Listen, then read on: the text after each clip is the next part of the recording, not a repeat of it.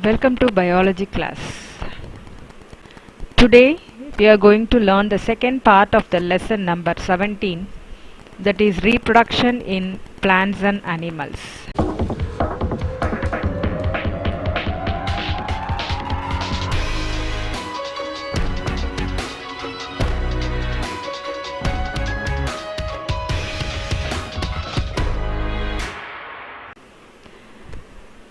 In the second half of the lesson, we are going to learn about the sexual reproduction in human beings.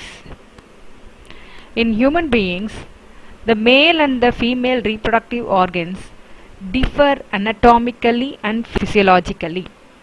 Anatomically means structurally as well as functionally. The new individuals develop by the fusion of the male and the female gamete.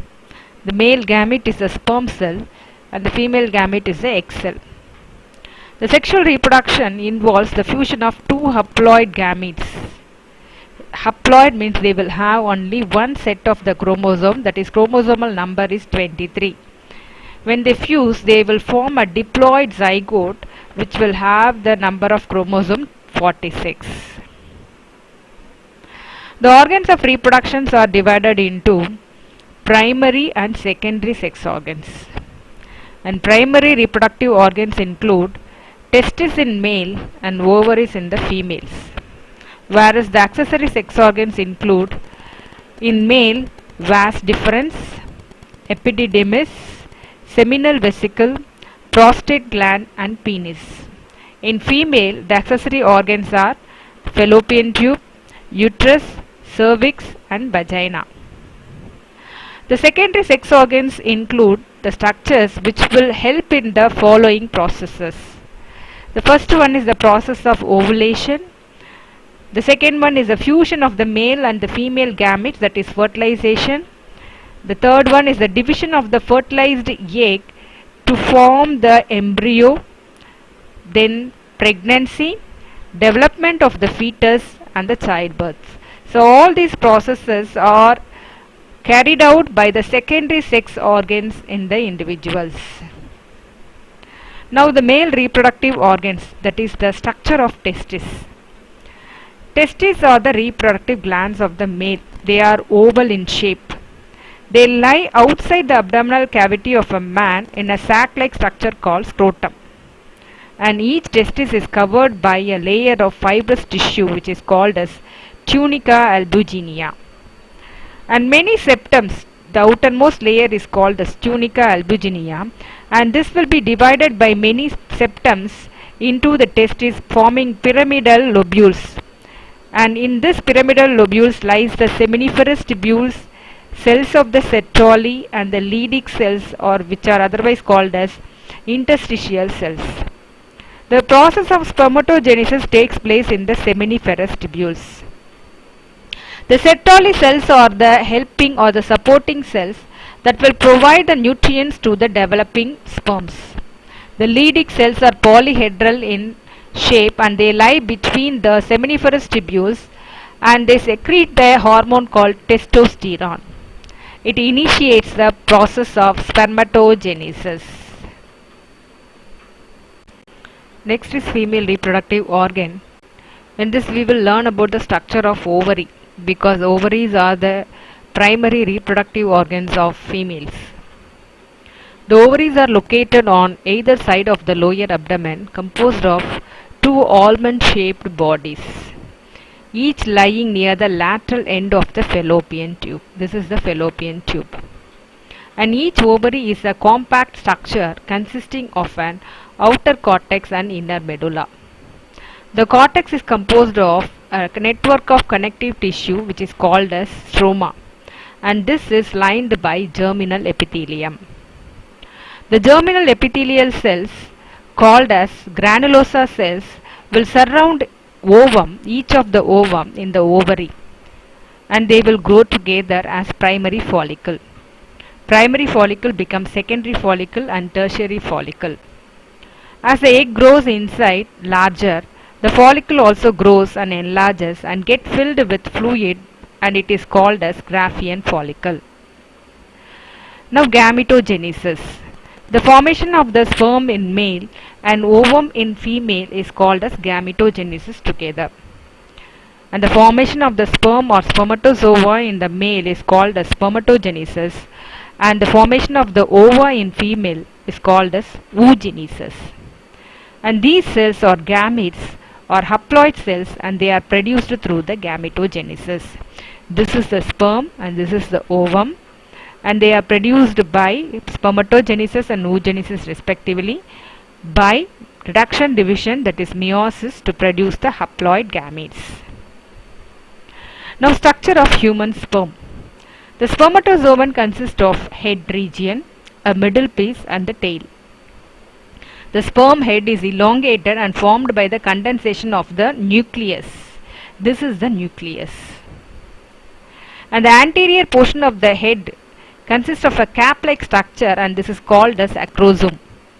And this acrosome is very important because it contains an enzyme called hyaluronidase, which will help the sperm to enter into the ovum during the fertilization. And this is followed by a short neck and the middle piece. A short neck connects this head with the middle piece, and this neck region consists of centrioles, and the middle piece contains mitochondria, and this provides the energy for the movement of the tail. The movement of the tail brings about the sperm motility, and this is essential for fertilization. Now, structure of ovum. A mature ovum or egg is spherical in shape, and ovum is almost free of yolk, and it is said to be alecital, and it contains abundant cytoplasm and the nucleus. The ovum is surrounded by three membranes. The plasma membrane is surrounded by inner thin zona pellucida and outer thick corona radiata. Corona radiata is formed by follicle cells. The membrane forming the surface of the ovum is called as vitelline membrane, and the fluid filled space between the zona pellucida and the vitelline membrane is called as perivitelline space. Information bits. A girl child in her lifetime, she can produce only about 300 to 400 ova, whereas man can produce about 500 billion sperms in his lifetime. Puberty. What is puberty? Puberty is nothing but the time at which the reproductive system in both male and female become functional. And this phenomenon starts little earlier in females than in males. So boys attain puberty between the age of 13 to 14, whereas girls between the age of 11 to 13 years. So in male, the onset of puberty is triggered by the production of the hormones called testosterone in the testes. Similarly, in girls, the onset of puberty triggered by the production of estrogen and progesterone in the ovary. And secretion of these male and the female hormones are under the control of the pituitary gland. The secretion of both the male and the female hormones, that is testosterone, estrogen and progesterone, are in turn controlled by the hormones of the anterior pituitary, that is luteinizing hormone and follicle stimulating hormone. And this anterior pituitary in turn is controlled by the hypothalamus. So like that, hypothalamus will secrete an hormone that will initiate the anterior pituitary to secrete luteinizing and follicle stimulating hormone, that in turn will stimulate the gonads or the testes and the ovaries to secrete the sex hormones like testosterone, estrogen and progesterone. Now, menstrual cycle, process of ovulation. What is menstrual cycle? The cyclic event that takes place in a rhythmic fashion during the reproductive period of a woman's life is called menstrual cycle. So, this menstrual cycle, there are events that happens in rhythmic fashion. In human females, the menstrual cycle starts at the age of 11 to 13, that is from puberty. That is otherwise called menarche, and it will stop or ceases around 48 to 50 years of age, and this stage is termed as menopause. The reproductive cycle is characterized by the events that are repeated almost every month physiologically in normal women in the form of menstrual flow. Now, the menstrual cycle. So, what are the four phases of the menstrual cycle? The first phase is called menstrual or destructive phase. The second one is called as follicular or proliferative phase. The third one is ovulatory phase, and fourth, luteal or secretory phase. These phases show simultaneous synchrony of events in both ovary and uterus. That means simultaneous changes take place in both ovary and uterus during these phases. And the changes in the ovary and the uterus are induced by the pituitary hormones, luteinizing and follicle stimulating hormone, and also by the ovarian hormones estrogen and progesterone. Now let us see the events of the menstrual cycle and the role of hormones. So changes take place both in ovary and uterus at the same time because of the influence of the hormones. So everything is shown here in this picture diagram. We shall see one by one. The first phase is the menstrual phase, and it starts from the day 1 to and it extends up to day 4 or 5 days. So what are the changes that happens in the ovary and the uterus? The ovarian follicle will start developing, and the development of the primary follicle into secondary follicle and tertiary follicle happens. And what are the changes in the uterus? The endometrial wall of the uterine lining will break up and it will lead to the bleeding. The hormonal change, there will be a decrease in the progesterone and estrogen. Only when there is a decrease in the progesterone and estrogen, menstrual period will start. The second phase is called the follicular phase, and it starts from the day 6th and extend up to 13th day. And what are the changes that happen in the ovary? The primary follicle will grow and will become a fully grown mature Graafian follicle. And the endometrial wall will regenerate through proliferation. The FSH and the estrogen will increase in their secretion. The third phase is called the ovulatory phase, and it is happening on the day 14th of the cycle. The 14th day ovulatory phase takes place. Here the Graafian follicle will rupture to release the ovum or the egg cell, and in the ovary there will be increase in the endometrial wall thickening, and LH will attain its peak level. The fourth phase is called the luteal phase, and it starts from the 15th day to 28th day of the cycle. Here the emptied Graafian follicle will develop into corpus luteum, and the corpus luteum will produce the progesterone. The endometrium is prepared for the implantation if the fertilization of the egg takes place. And if it does not take place, if the fertilization does not take place, the corpus luteum will degenerate and stops the secretion of the progesterone. The uterine wall will rupture and the bleeding will start, and the unfertilized egg will be expelled out. The hormonal change, the LH and FSH will decrease during the luteal phase, and the corpus luteum produces progesterone, and its level will increase, and which will be followed by a decline, and if the menstrual bleeding occurs. Fertilization to fetal development. Now let us see how the fertilization takes place. Fertilization in human is internal, and it occurs in the oviduct of the female genital tract. It takes place usually in the ampulla region of the fallopian tube. This is the ampulla region. And oocyte will be alive for only 24 hours, after which it will die off. So after the release of the ovum from the Graafian follicle, it will be alive only for 24 hours. So fertilization must take place within that 24 hours. The sperm that enters the ovum will fuse with it, resulting in the formation of the zygote. And this process is called as fertilization. The zygote is the fertilized ovum. So once the zygote is formed, the first change is called as cleavage. What is cleavage? Cleavage is a series of rapid mitotic division of the zygote. The zygote will divide mitotically again and again to form two cells. Two cells will become four cells, and four cells will become a ball of cells, many cells. This many-celled blastula or blastocyst which is comprised of the outer smaller cell, layer of cells and inner larger mass of cell is called as blastula.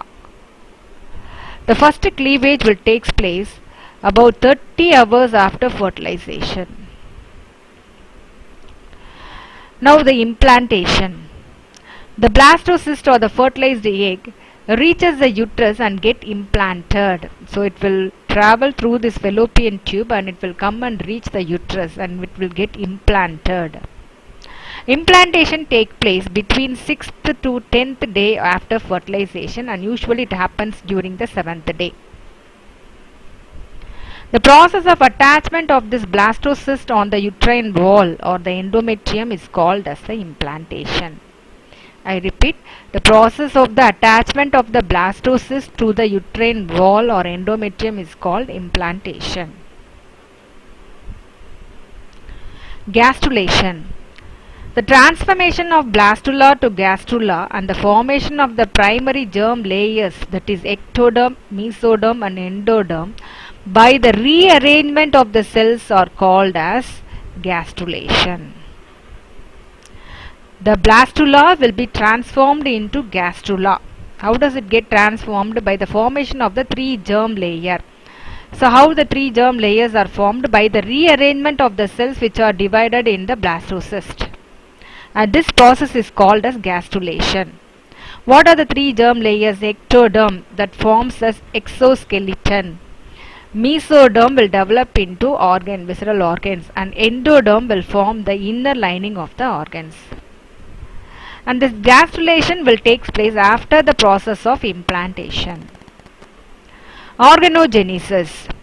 What is meant by organogenesis? The establishment of the 3 germ layer, namely ectoderm, endoderm and mesoderm, will initiate the formation of the organs. During organogenesis, various organs of the fetus are established from the different germ layers, and it will attain its functional state also. Formation of the placenta. What is placenta now? The placenta is a disc-shaped structure. It is attached to the uterine wall of the mother, and it is a temporary attachment between or association between the developing embryo with the maternal tissue. And this will allow the exchange of food material, oxygen and excretion of the nitrogenous waste or the elimination of the carbon dioxide from the fetus. A cord containing blood vessel that will connect the placenta with the fetus is called as umbilical cord. Pregnancy. What is pregnancy, which is otherwise called as gestation? It is a time period during which the embryo attains its development in the uterus. Normally, the gestation period of the human baby lasts for about 280 days. That is 9 months and 10 days. During the pregnancy, the uterus expands up to 500 times of its normal size. Next is parturition or the childbirth. We say commonly as delivery. Parturition is the expulsion of the young one from the mother's uterus at the end of the gestation period. So for this, oxytocin, which is secreted by the posterior pituitary, will help. This will stimulate the uterine contraction, through which will provide a force to expel the baby from the uterus, causing the birth. Lactation.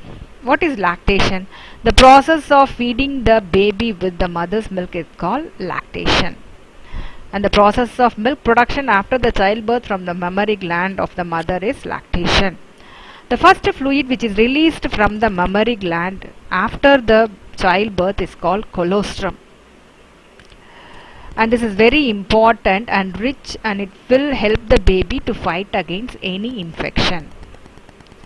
The milk production from the alveoli of the mammary gland is stimulated by prolactin, which is secreted by the anterior pituitary. And the ejection of the milk is stimulated by the posterior pituitary hormone oxytocin. So anterior pituitary secrete prolactin and posterior pituitary secrete oxytocin. Both will help in the production of milk and feeding of the baby by the mother. Reproductive health. According to the World Health Organization or WHO, Reproductive health means a total well-being in all aspects of reproduction. That is, the ability to reproduce, regulate fertility, women's ability to undergo pregnancy and safe childbirth, maternal infant survival and well-being. So all this comprises of the reproductive health according to WHO. Several measures were taken by the government to improve the reproductive health of the people by launching several programs. They are Family Welfare Program, Reproductive and Child Health Care Program, etc. Family Welfare Program. What does it comprises of? The National Family Welfare Program is a comprehensive scheme which includes maternal and child health care. That means mother and child health care. Immunization of the mother, infants and the children against the infective diseases. Nutritional supplement to pregnant women and children.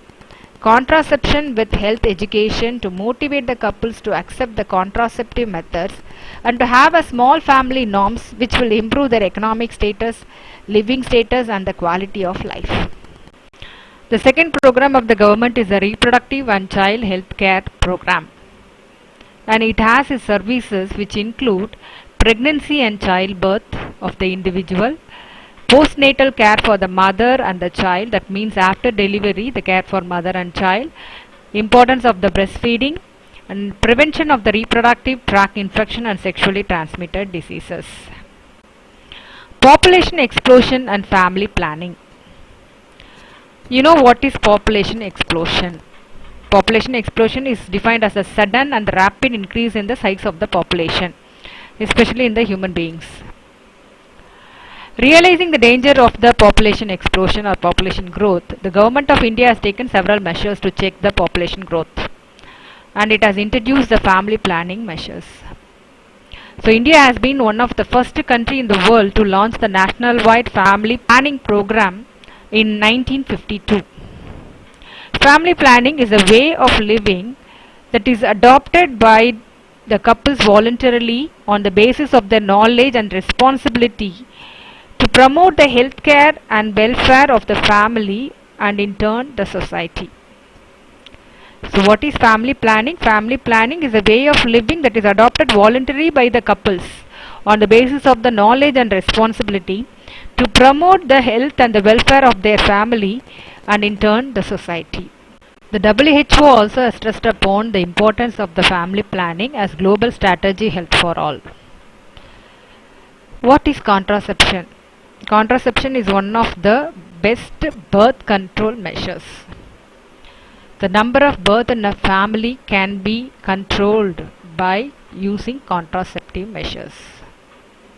A number of techniques or methods have been developed to prevent the pregnancies in women, and the devices used for the contraceptions are called as contraceptive devices. The common contraceptive methods used to prevent the pregnancies are discussed here. The first one is barrier method, second one is hormonal method, the third one is intrauterine devices, we will see one by one what are they, and fourth is surgical method. Here there are some list of non-hormonal birth control measures. The first one is barrier method. So this method prevents the sperm from meeting the ovum. So its entry into the female reproductive tract is prevented by the barrier. It can be condom. Condoms are used to prevent the deposition of the sperm in the vagina, and it is made up of thin rubber latex sheath, and it protects against the sexually transmitted diseases like syphilis and AIDS also. And diaphragms are used by the female and fitting into the vagina or a cervical cap fit into the cervix. This prevents the entry of the sperm into the uterus. The next method is hormonal methods. We all well know that hormones also play a very vital role in maintaining the fertility of the individual.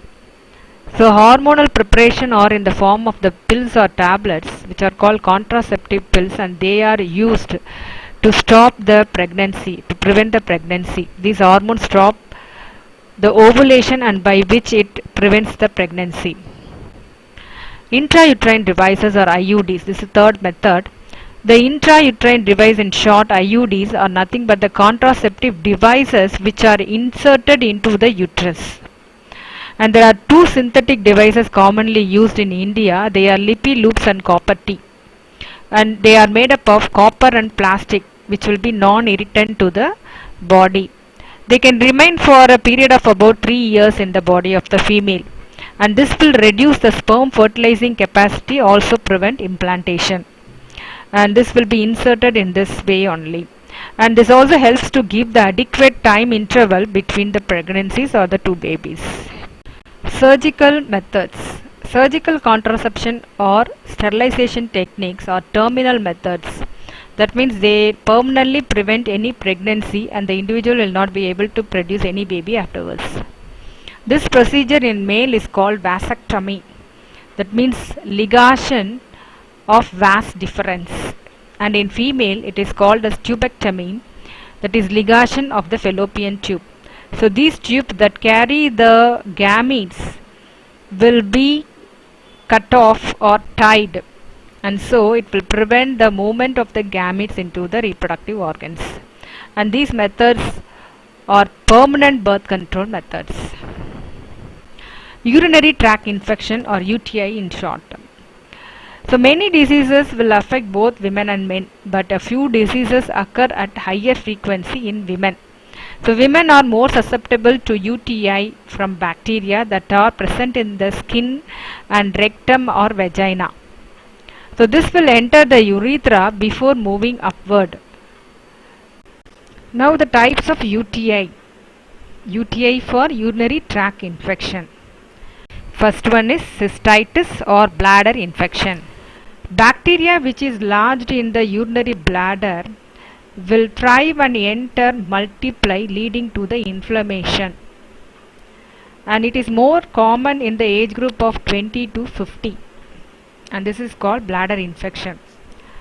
The second one is called kidney infection. The bacteria that is present in the bladder can travel upward through the ureter and can infect the one or both the kidneys. And it also infects the bloodstream, leading to serious life-threatening complications. The third one is asymptomatic bacteria. The bacteria that is present in the urinary bladder may not show any symptom. That is called asymptomatic bacteria. Personal hygiene. Hygiene is a practice of healthy living and personal cleanliness.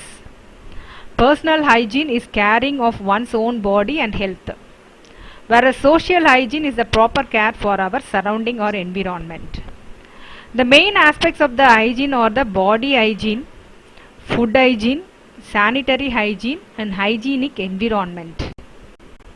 Body hygiene. Washing is vital to all age group of people, which maintains our personal hygiene. So every day we have to take bath to keep our skin clean and free from germs. And hair must be frequently washed. Mouthwash should be done after every meal. And we should wash our hands many times during the daytime. So cloth towels should be dried after every use and it must be washed regularly. Clothes, handkerchief, undergarments and socks must be washed every day. Washing prevents body odor, infection and skin irritation. Toilet hygiene.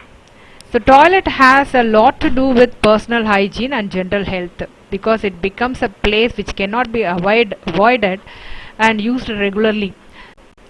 Children must be given proper guidance and practice on how to use the toilet at homes, in school and other public places, so that it can protect them from various contagious infections and diseases. The following measures can ensure the toilet hygiene. The floor of the toilet should be maintained dry and clean. This will help to reduce the bad odor and also infection. Toilet flush handles, doorknobs, paper towel dispensers, light switches and walls should be cleaned with disinfectant to kill the harmful germs and bacteria. Hands should be washed thoroughly with soap and water before and after use of the toilet. Menstrual and napkin hygiene. Maintaining menstrual hygiene is very important for women for their overall health. The basic menstrual hygienic ways are: sanitary pads should be changed regularly to avoid the infection due to the microbes from vagina and sweat from genitals. use of warm water to clean their genitals, help to get rid of their menstrual cramp. Wearing loose clothes rather than tight fitting clothes will ensure airflow around the genitals and prevent sweating. Napkin hygiene. School girls must be given proper awareness about the use of napkins and their proper disposal. And they must be educated how to wrap the sanitary pads and tampons and to discard it properly because they can spread infection. And these must not be flushed down the toilet. They must be burnt in the incinerators and it should be disposed properly.